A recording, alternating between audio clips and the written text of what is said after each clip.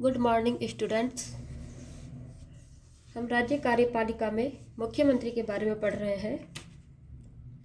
अब तक हम जान चुके हैं कि मुख्यमंत्री की नियुक्ति राज्यपाल द्वारा की जाती है और राज्यपाल उस व्यक्ति को नियुक्त करता है जो स्पष्ट बहुमत प्राप्त दल का नेता होता है। स्पष्ट बहुमत प्राप्त नहीं होने पर राज्यपाल उस व्यक्ति को मुख्यमंत्री नियुक्त करता है जो सबसे बड़े दल का नेता होता है और यह राज्यपाल के विवेकाधिकार के अधीन है।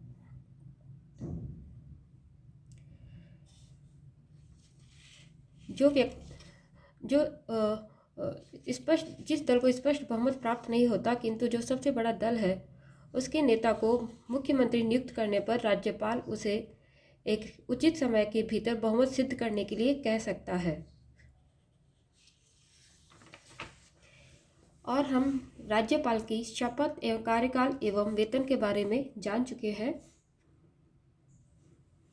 जिसमें मुख्यमंत्री वेतन भत्तों का निर्धारण राज्य विधानमंडल द्वारा ही किया जाता है और राज्य विधानमंडल के सदस्य के रूप में उसे वेतन भत्ते, निःशुल्क आवास, यात्रा भत्ता और चिकित्सा सुविधाएं प्राप्त होती हैं। हम मुख्यमंत्री के कार्य एवं शक्तियों के बारे में पढ़ रहे थे, जिसमें हम मुख्यमंत्री के मंत्रिपरिषद के संदर्भ में कार्य देख चुके हैं, जिसमें वह मंत्रियों की नियुक्ति करता है। राज्यपाल को सिफारिश करके मुख्यमंत्री अन्य मंत्रियों की नियुक्ति करता है, उनके विभागों का वितरण फेरबदल कर सकता है, उनको त्यागपत्र देने के लिए कह सकता है। मंत्रिपरिषद की बैठकों की वह अध्यक्षता करता है। इसके अलावा हम राज्यपाल के संबंध में भी उसके कर्तव्य एवं शक्तियों को देख चुके हैं, जिसमें वह राज्यपाल एवं मंत्रिपरिषद के बीच एक कड़ी के रूप में कार्य करता है और यह कार्य करते हुए वह मंत्रिपरिषद के सभी कार्यों की सूचना राज्यपाल को देता है और यदि राज्यपाल कोई जानकारी प्राप्त करना चाहे तो वह प्रशासन संबंधी सूचना राज्यपाल को देता है। इसके अलावा यदि कोई मंत्री किसी विषय में निश्चय कर लेता है किंतु मंत्रिपरिषद के समक्ष उसे नहीं रखा गया है तो राज्यपाल के कहने पर उस विषय को वह मंत्रिपरिषद के समक्ष विचार के लिए रखवाता है। इसके अलावा वह महत्वपूर्ण अधिकारियों जैसे महाधिवक्ता, राज्य लोक सेवा आयोग के अध्यक्ष, सदस्यों, निर्वाचन आयुक्त आदि की नियुक्ति भी करता है। राज्य विधानमंडल के संबंध में भी हमने उसकी शक्तियाँ देखी है, जिसमें वह विधानसभा का सत्र बुलाने, उन्हें स्थगित करने के संबंध में सलाह देता है।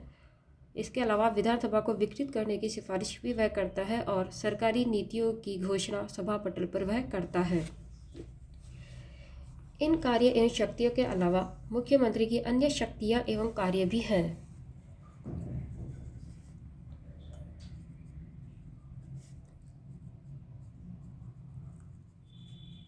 अन्य शक्तियां एवं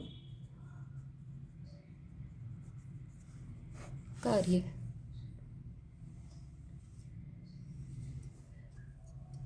इनमें है, राज्य योजना बोर्ड का अध्यक्ष होता है। राज्य योजना बोर्ड का अध्यक्ष मुख्यमंत्री होता है। वह संबंधित क्षेत्रीय परिषद के क्रमवार उपाध्यक्ष के रूप में कार्य करता है। एक समय में इसका कार्यकाल 1 वर्ष का होता है। अर्थात मुख्यमंत्री जिस राज्य से संबंधित है उस संबंधित राज्य की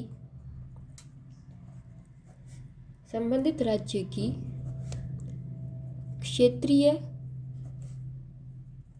परिषद का उपाध्यक्ष मुख्यमंत्री ही होता है।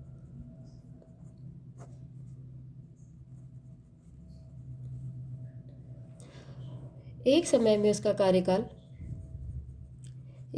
में मुख्यमंत्री का कार्यकाल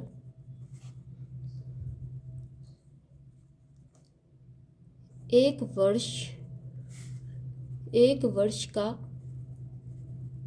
होता है। इसके अलावा वह अंतर्राज्य परिषद एवं राष्ट्रीय विकास परिषद का भी सदस्य होता है।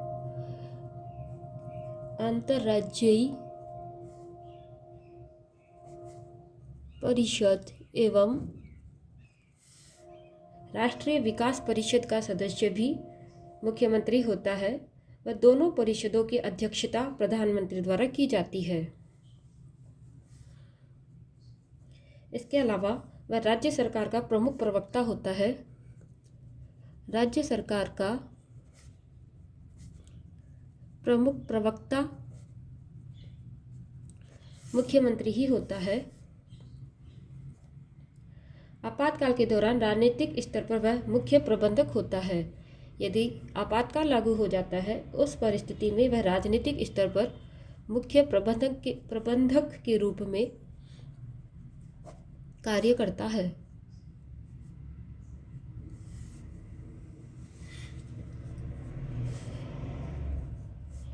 और इसका कर्तव्य है कि वह राज्य का नेता होने के नाते जनता के विभिन्न वर्गों से मिलता है और उनसे उनकी समस्याओं आदि के संबंध में ज्ञापन प्राप्त करता है। अर्थात जनता से मिलकर उनकी समस्याओं के संबंध में ज्ञापन प्राप्त करने का काम मुख्यमंत्री का है, क्योंकि वह राज्य का नेता भी होता है। इसके अलावा मुख्यमंत्री का कार्य है कि वह सेवाओं का राजनीतिक प्रमुख होता है। जो भी राजनीतिक सेवाएं हैं, उनका राजनीतिक प्रमुख मुख्यमंत्री ही होता है। इस तरह वह राज्य प्रशासन में बहुत महत्वपूर्ण एवं अहम भूमिका अदा करता है। राज्यपाल का विवेकाधिकार राज्य प्रशासन में मुख्यमंत्री की कुछ शक्तियों, प्राधिकार, प्रमुख प्रतिष्ठा, स्थिति आदि में कटौती कर सकता है। अर्थात राज्यपाल अपने विवेकाधिकार से राज्य प्रशासन में मुख्यमंत्री की कुछ शक्तियों, उसके अधिकार, प्रतिष्ठा, स्थिति आदि में कटौती कर सकता है। अब हम पढ़ेंगे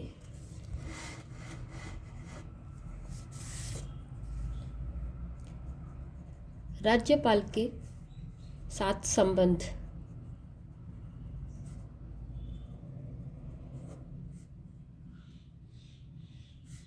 मुख्यमंत्री का राज्यपाल के साथ क्या संबंध है, अब हम उसके बारे में पढ़ेंगे। राज्यपाल एवं मुख्यमंत्री के बीच के संबंधों को संविधान में उल्लेखित कर दिया गया है। संविधान के उन्हीं उपबंधों के आधार पर प्रथम है अनुच्छेद 163।